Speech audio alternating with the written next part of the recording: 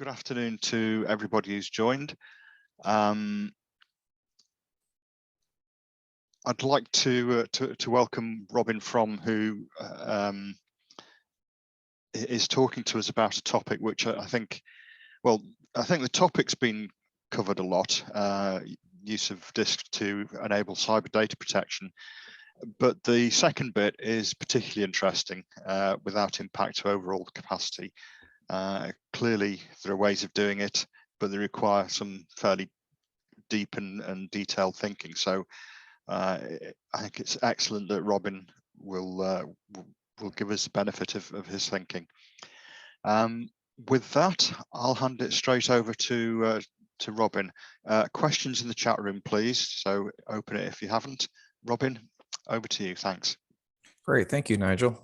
It's a true pleasure to be speaking to GuideShare again this year. We obviously would be nice to do this all in person, but considering the situation, it's still wonderful to be able to share information with each other. So today we're going to talk about how we can use DASD to enable cyber protection without impacting overall capacity. And we'll kind of go through the story here.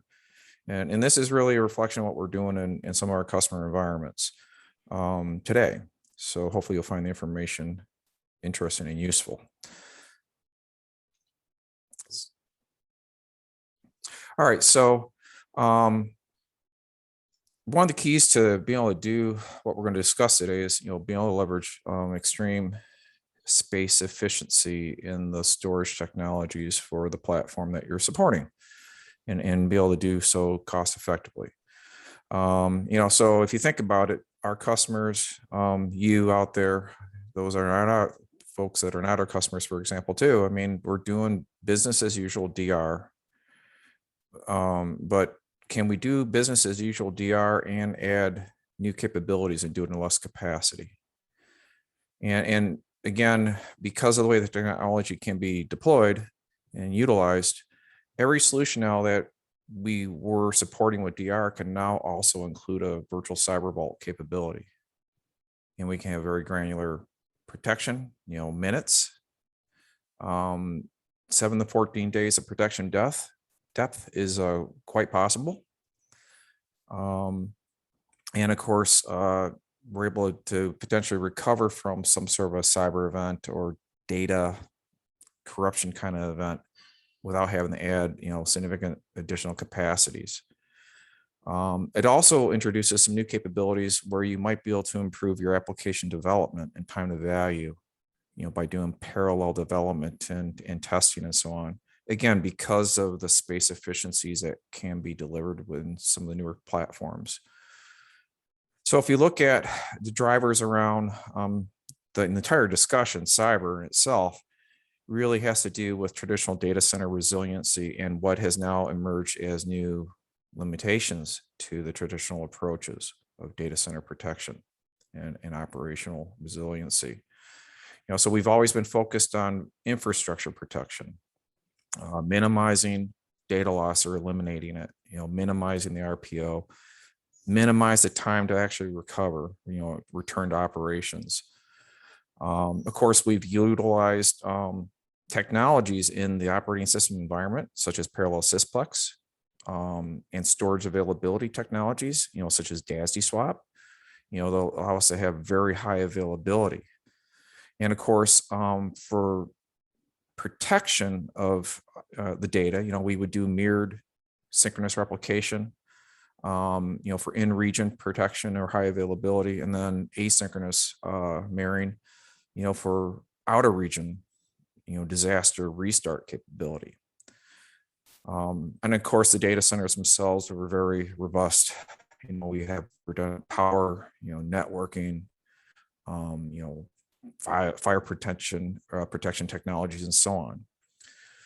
So if you look at these infrastructures as we've been doing them now for quite some time, you see an illustration here of a typical topology. I would call this a three-site topology, where you have region A, where you have high availability, ability to swap without impact to operations locally, and then outer region restart capability with incremental resync between either machines in the primary region. Of course, in this scenario here, if something bad happens to your primary data center equipment, we can just simply swap and continue running on the synchronous target below. And of course, if you had a regional issue where you lost the capability to process on either environment there locally, we could do an outer region disaster restart. And of course, you'd usually have some advanced automation to make that, easy to accomplish from an operational point of view. Now, when we look at these new threats that we're thinking about, you got to take it down a level. So it's not just the infrastructure really that we're trying to protect from now. Now we're looking at the data itself. That's why you see the drives in these machines highlighted. So same topology, in region HA, with swap, outer region disaster restart, again, automation in place to make it simple to accomplish. Again, these have been proven capabilities, right? But the difference now is when you take it down into the drive level, if something happens to that primary drive in the primary data center, we instantly have replicated to the synchronous target.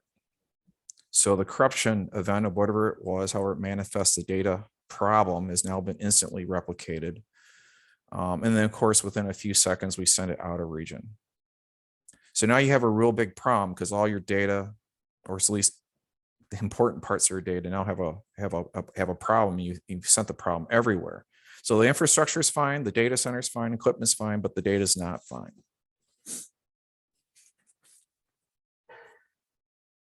So we have had the ability to protect against that type of an event, logical data protection, and we have done this traditionally using full volume clones. Time Finder from us, Flash Copy, Shadow Image from IBM and Hitachi. And the most common use case for that protection mechanism was to enable DR testing without impact to data center protection, for DR protection. And if you had one or two copies, it did provide you protection for some sort of data event. Of course, the granularity is really, really large, right? 12 or 24 hours, depending if you're lucky or not. And then, of course, these cloning technologies invariably were full copies. We typically had full copies for this technology. So you had the issue of the amount of capacity as required, the number of devices you needed to support. Sometimes you couldn't actually build out more than a couple copies because you had limitations of the arrays to support the configurations. And of course, this is all copy-based technology. So you always have the copy on first write consideration. If you have multiple point in times, if you update one track that's protected on multiple copies, you have to copy it to multiple targets and so on, right? So there's a lot of overhead with the traditional approach. And of course, you don't get a lot of depth of protection. You really can only go back 1 or 2 days. If you had 2 clones that you ran every 24 hours, you could go back 2 days, right? So if you think about what you want to do with a cyber recovery solution, what are the considerations? Well, what I just talked about is it takes a lot of space to do it the traditional way, right? So what you want to do is you want to introduce extreme space efficiency, and then you want to be simple to manage the space that you do have. So I like to think, using a common pool of storage, one pool of storage to provide capacity for the environment to reduce the complexity of management. And of course, if you're doing snapshots and rolling them over and things like that, you want to have automated space management. You don't want to have to be managing these protection mechanisms manually in the environment, because you're going to have lots of snapshots, right? Ideally, because you want to have that granularity as well as depth, in terms of days. So the granularity of the snapshots, you want to be able to not be restricted to once or twice a day, or maybe every few hours. Granularity that can go down to minutes, and then you can increase as necessary based upon what you're trying to achieve. A large number of snapshots. Again, if you're going to have fine granularity in, let's say, 5 or 10 minute increments, you got to have a large number of snapshots to take you out multiple days. And the snapshots themselves really should be independent of each other. So if I have a snapshot from yesterday, it should not have to be dependent upon snapshots that I created today or the day before and so on. I shouldn't have to go through and essentially run through a bunch of journaling and such to figure out what's the content of the snapshot that I want to present to the environment. And you want to minimize data movement. The other thing too is, snapshots should be inaddressable and immutable and securable. So if you make a snapshot, you want to make sure the content of the snapshot is protected, can't change. And of course, you want to secure it so it can't be removed from the environment unintentionally. And again, one of the big risk factors we have, which is not external in the environment, it would be the privileged insider, the people that have the privilege and the capability to do things to the environment, either through their own intents or through potentially coercion. How can you protect against those kind of events? Well, that's where we believe two-actor security and such has a role to basically put further constraints on people that have a lot of power in an environment.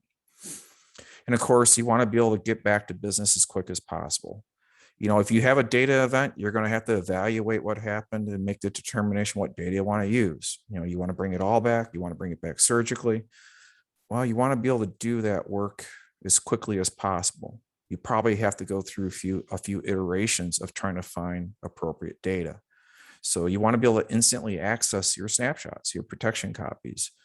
When you want to bring them back, you want to be able to bring them back with a minimal amount of movement of data as possible.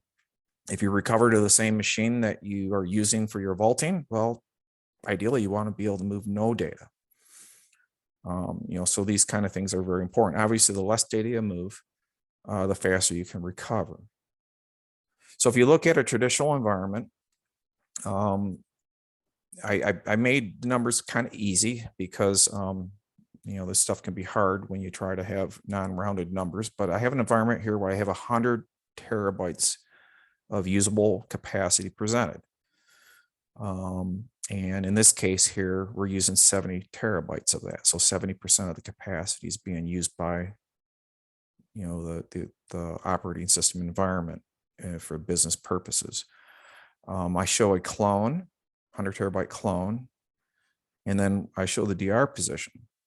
So the DR position targets 100 terabytes. And in this case, I have 2 clones.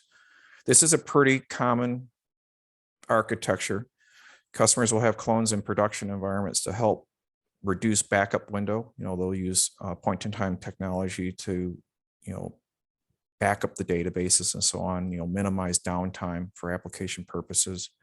And of course, with DR, you're going to have 1 or 2 point-in-times, to enable DR testing, as well as resync protection.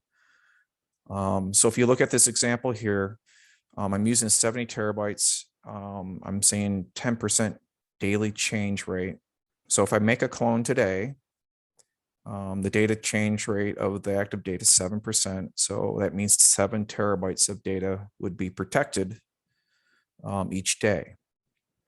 In terms of overall change rates environments, what we find is smaller environments typically have higher change rates overall than really large environments. But change rates definitely vary between like 10 to maybe 25, 30%. Again, this is something that you want to understand and size for. But for the purposes of this illustration, which is an accurate illustration based upon some of our customer environments, I'm using these numbers. So if you look on the left side, though, I have 200 terabytes of capacity allocated.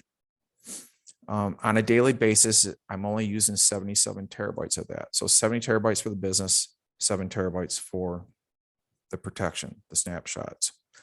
On the DR side, with the 2 clones that I'm showing, you got 70 terabytes used for DR protection, and then 2 copies of 7 terabytes apiece, so you're using 84 terabytes. So 39% efficiency on production side, 28% efficiency on the DR target side. So it's a total 500 terabytes of capacity provided. We'll revisit this as we go forward with the discussion and so show you how it changes.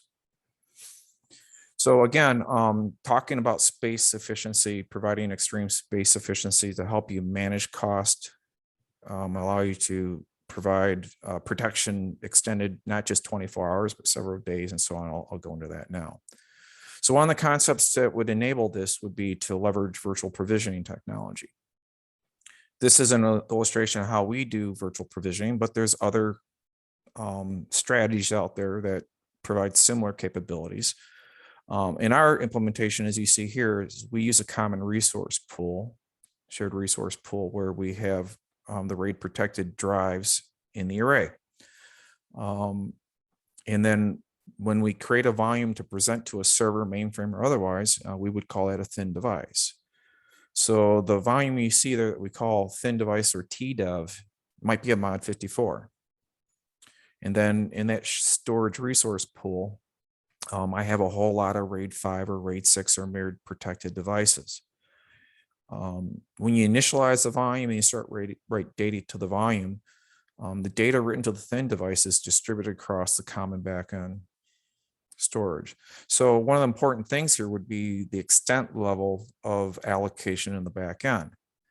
If you're doing, 1 gig increments or 21 cylinder increments, or in our case, 1 track, the smaller the increment of allocation, the more efficient the usage of that common backend space will be. And you'll see how this plays into the protection mechanism in a moment. So again, if I just take the original example and rebuild it for essentially business as usual DR, what you see here is that you see a 100 terabyte storage resource pool there in the orange. And I've provisioned out 100 terabytes of allocation to the mainframe environment.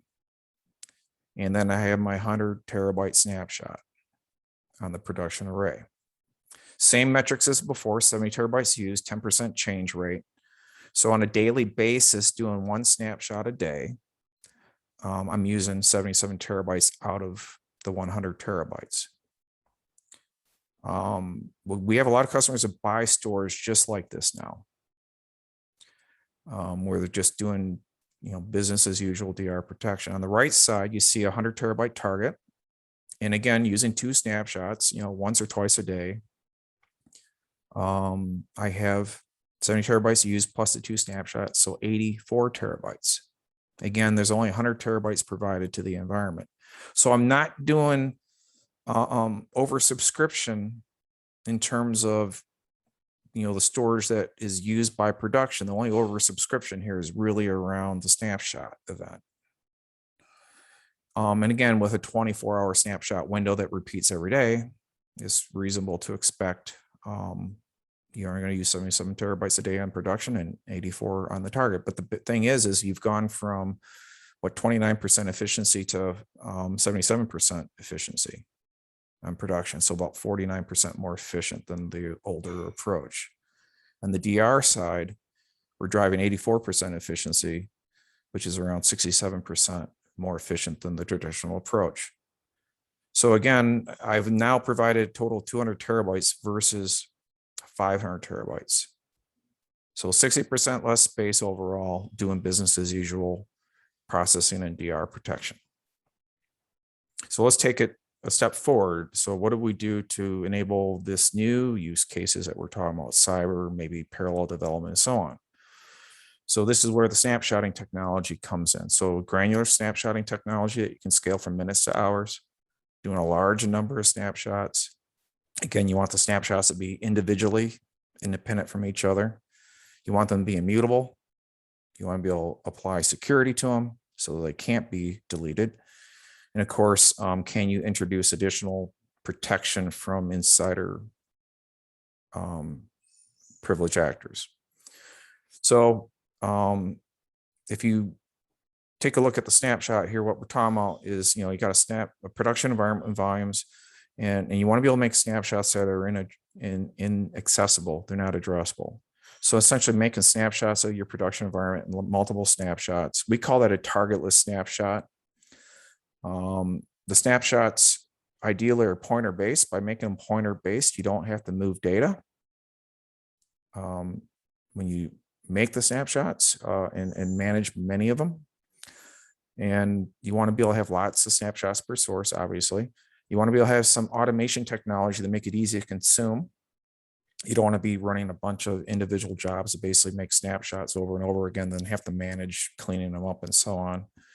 And of course, the snapshots themselves, there's no magic. You got to be able to link it to a volume or a device so you can actually access it. And then, of course, you want to have the space management, have them expire, again, be able to set the security and so on. So going back to example, how we do this. So you see that storage resource pool again at the bottom. The storage device that I'm running the business on is the volume on the left. So all the data for that volume or volumes is spread one track at a time across the entire resource pool. And then I show just a couple of snapshots here, a snapshot at 10 a.m., a snapshot at 12 noon. In our case, they could be 5 minutes apart. You could do 10 a.m., 10:05, and so on. Then I show some target devices. Again, when I make a snapshot, the snapshot itself is essentially in memory in the machine effectively. It's not presented. You can't access it. Again, the snapshot content itself is immutable. You can't change its content. So when a snapshot is created, it becomes a point in time that's persistent for when you made it. Now, when you want to use the snapshot, that's when we do the linking. So you take 10 a.m., for example, and you can link it to one of those target devices. When you do that link operation, the data is immediately presented. You can start using it. No data has to move. And as you use that target device, as data changes, the data that's been essentially mapped to that device will be updated independently of those snapshots. And the source device, as you're running your business, again, its volume is updated independently of those snapshots. So the mechanism getting to the data is linking it to a target device. And again, the snapshots themselves will never change. So how do you then make it easy to consume? Well, this is where automation comes in. So you would ideally have some automation to simplify the management of the environment. Create your snapshots, with the scheduling policy, managing multiple devices across multiple machines, even be able to mix and match regular snapshots with secure snapshots. If you make every snapshot secure, you say, hey, if it needs to be retained for 4 days and all your snapshots are forced retention for 4 days and can't be deleted. If you really have that dreaded encryption, insertion event where every single track on the machine is changed, and that you could run out of space and you'd have no way to free space, potentially to allow you to do the recovery. So that's why we talk about having standard and secure snapshots, because standard snapshots, you can clean them up and remove them if you need to get space back. Secure snapshots, you're saying, hey, we're never going to allow you to remove those until they expire. Again, you want to be able to select snapshots that link to the target devices by a variety of methods. Timestamp is probably a pretty good one in this scenario.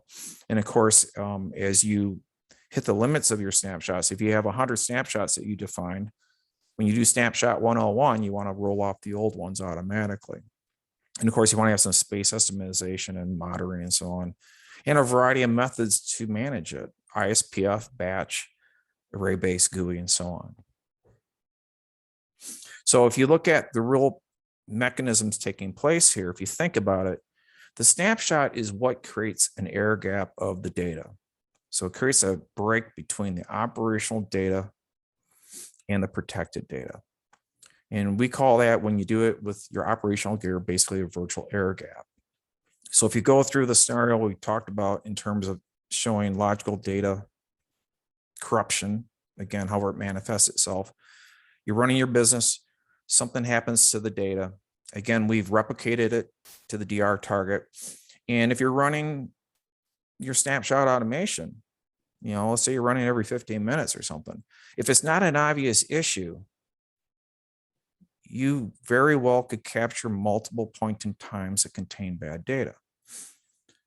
I know in this case, number 5 is good because I made the slide, but you might not really know that in real life, right? So what you want to have is the ability to make snapshots that are as granular as possible, so you can minimize the amount of data loss if you have an event, but you want to be able to have enough capacity in the environment and enough snapshots, the number of snapshots that you can essentially protect data prior to the event. So you have some place to go back to do your recovery. Now, in this case here, if I had no idea when or where the issue had happened, you might go back to, the snapshot in the middle of the stack. If you have 50 snapshots, go back to number 25, link it, bring the system online, take a look at the data and so on, right? If that's the good one, it looks okay. Well, maybe you go back half again. You want to try to get as close to the event as possible if you have no idea. So essentially the recovery comes an iterative event potentially, because you might not have the information to know when something has happened. If you're fortunate enough to know, well, then maybe you can zero in very, very quickly. So what about, minimizing the time to return to the business, eliminating as much data movement as possible, providing me access to the snapshot, without copying data, incremental synchronization when you have to move data, between machines and so on. So the snapshot linking, which we discussed a little bit already, we're going to kind of review a little bit deeper now. So I have the source volume. In this case here, I made snapshots at 8 a.m., 12 p.m., 5 p.m. So if I want to use this snapshot, I can take 8 a.m., I can link it to that target. As soon as I do the link operation, I can use the target. I don't have to move any data at all, because the pointers that point to the active data are common between the source volume and that target volume.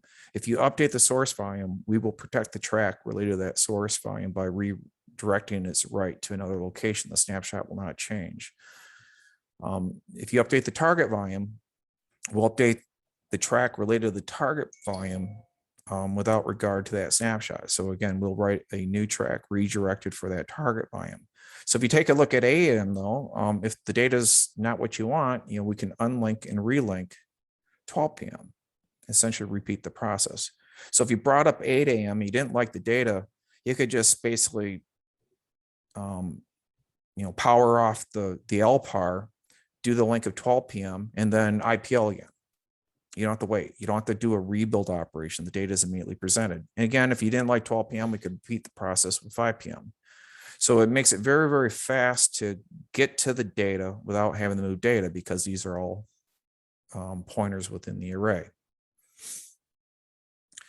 The other example that I had introduced earlier would be, hey, what about taking advantage of this very space efficient model of shared allocation? What if I have a development group where I want to be able to work on common database structures, but I want to be able to do so independently? So you can take a single snapshot. I could link it off to 4 targets in this case. The initial function of doing this creates no data at all. Now I could bring up 4 DB2s and I could do independent work on each of those. If I want to repeat a test cycle or something, I could just relink the snapshot back to one of the targets and repeat my development effort. The only data that's going to get consumed here is as you change it on those linked targets, or obviously on the source one where we would redirect this activity. So again, if you go back to the original model, again, now introduce business as usual plus cyber capability. So protection beyond just the 24-hour window. If you notice here now, I provided 150 terabyte for the storage resource pool on the production and on the DR target array. Again, for the mainframe use case or open system server use case, I got 100 terabytes provided to the server. Again, I'm only using 70 terabytes of data for the business. Now in this case here, I'm doing basically a 7-day protection example. So I could have 1,024 snapshots potentially. Again, on each daily basis though, it's going to be 10% change. So the course of doing basically a week's worth of protection, I'm going to need 42 terabytes of snapshot space, 7 terabytes per day, times the 6 days, current day, plus going back 6 days. So that means on production side, I have 150 terabytes provided overall, but I'm only using 112 of it So I'm basically, from an overall point of view, I have 75% efficiency. The DR target side now is actually really identical to the production side. 100 terabytes target, 7 terabytes being used. I can have the 1024 snapshots, same 6 days of protection. Again, I'm only using 42 terabytes for the snapshot protection. Again, I'm only using 112 terabytes out of the 150. So now I provided a total of 300 terabytes. And when you compare it to the original traditional approach where I had 500 terabytes, I'm doing it in less capacity than I did before, significantly less. I'm doing it far less than 2 copies of data, which we would normally have had. And I'm providing you, business as usual plus DR and cyber, 6 days or 7 days of cyber protection. And I'm doing it more cost effectively than I was just a couple of years ago.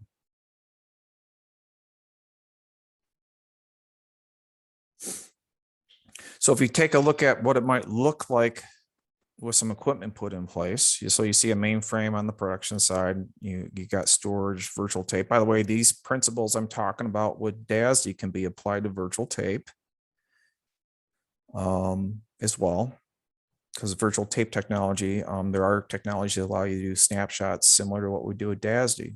And we can also apply deduplication to the platforms to make it even more space efficient.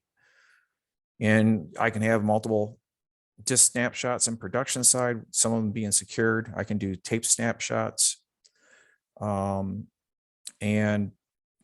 so on.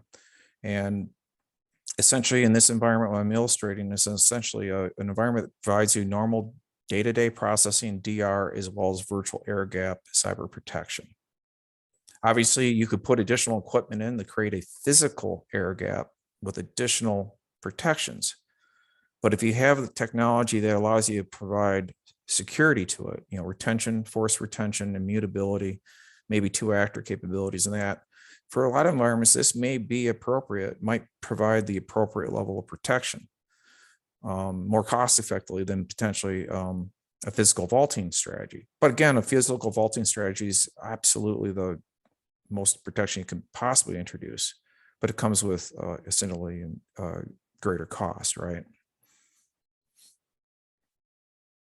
So hopefully you see through the discussion here that, virtual cyber vault protection is within reach for basically every mainframe environment. Again, if you have inherent immutable secured data protection, we can further harden that, with 2-actor security, to protect against the privileged insider. Again, making it space efficient, is the key to controlling cost, common pools of storage to reduce the complexity of management. You don't want to have to be able to size for the size of your snapshots and so on at a storage layer. You want to be able to just plan for overall space requirements. You don't want to have multiple pools that you have to consider and operate special. Again, the key to making things faster, making things more efficient is really, pointer-based snapshotting, redirect on write technology, get away from the background copy operations that we've traditionally had in our arrays. And again, powerful automation to make it simple to consume, so you can use it on a daily basis, simplify your deployment and ongoing support. And again, I hope you can see you can often do this with less capacity than what we were doing just a couple of years ago with the storage array technologies. Hopefully you found the session information useful. I encourage you to go to the GSE site and provide your feedback. I always like to hear good feedback, and maybe answer your questions if you want to send us any questions directly. I guess I'll go to the chat now and see what we have. So if anybody wants to ask a question, then you can unmute yourselves now. I've dropped a link for the feedback form in the chat. So let's open it up for questions. Has anybody got anything?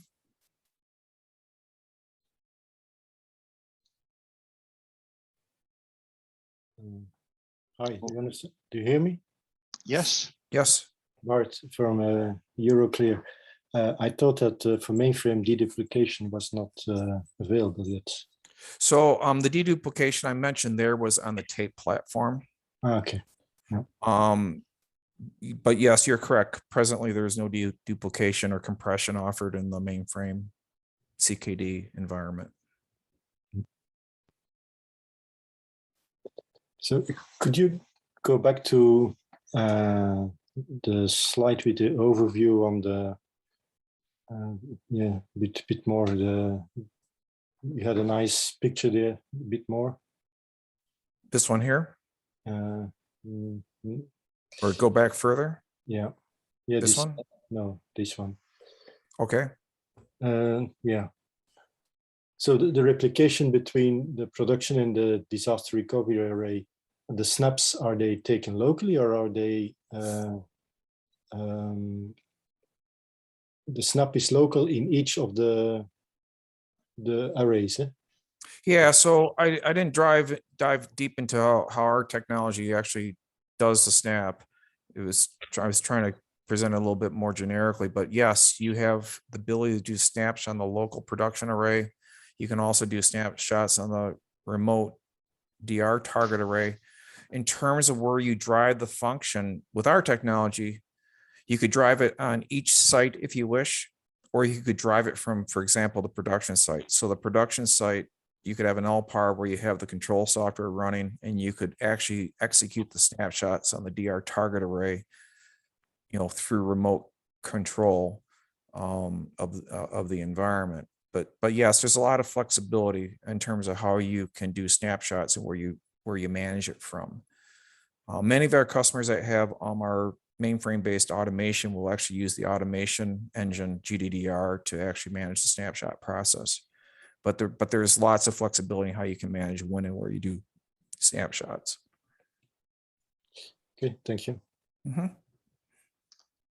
So, Robin, is the management of the cyber vaulting done through GDDR as well? Yeah, so we can do. We have virtual vault management you can do with GDDR, and if you add in a physical vault strategy, GDDR will manage that too. So we have two methodologies that can be deployed with GDDR. And of course, with customers that do not have a GDDR, the software stack that we use can again basically manage those capabilities as well. But yes, we're enhancing GDDR and have enhanced GDDR to be able to do more management around the cyber protection space. So yeah, virtual vault or physical vault GDDR can help manage protection. Okay, thank you. Mm-hmm. Any more questions? Yeah, what would be the maximum number of the depth of the snaps? The maximum? Well, 2024. Yeah, I see. Sorry. So in our case, we can support 1,024 snapshots, mm-hmm. And then it's really just a matter of capacity and the scheduling, how far you could take out. Essentially, your oldest snapshot's your most expensive snapshot because it has the protection of data from the date it was created till now, right? Yeah. But 1,024. What a lot of customers will do is we'll run maybe 15-minute snapshots that we have for 2 days. And then we retain hourly snapshots for maybe the next 5 days. So what you do is you have the ability to manage very granular protection capability as well as deeper protection. So they might have the hourly snapshots that you keep for a week set with secure, so they can't be deleted. But the 15-minute ones that roll off in 2 days, those might be standard snapshots where if you had a space problem or something, we would sacrifice those ones, but still have the deeper protection of the hourlies. So it allows you to basically fine tune the protection intervals. Right. Okay, thank you.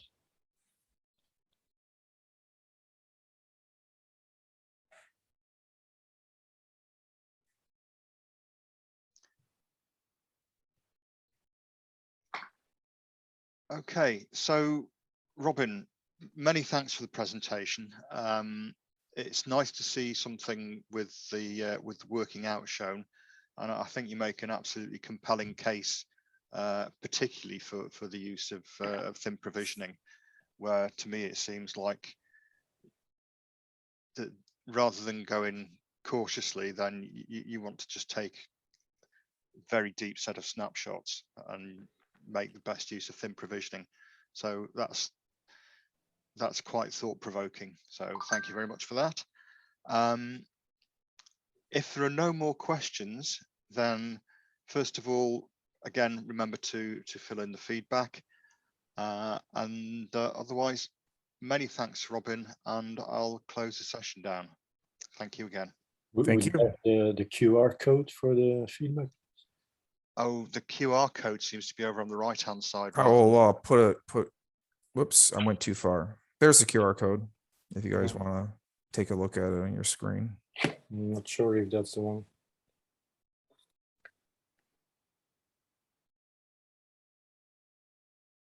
I'll leave it open for you to snap away.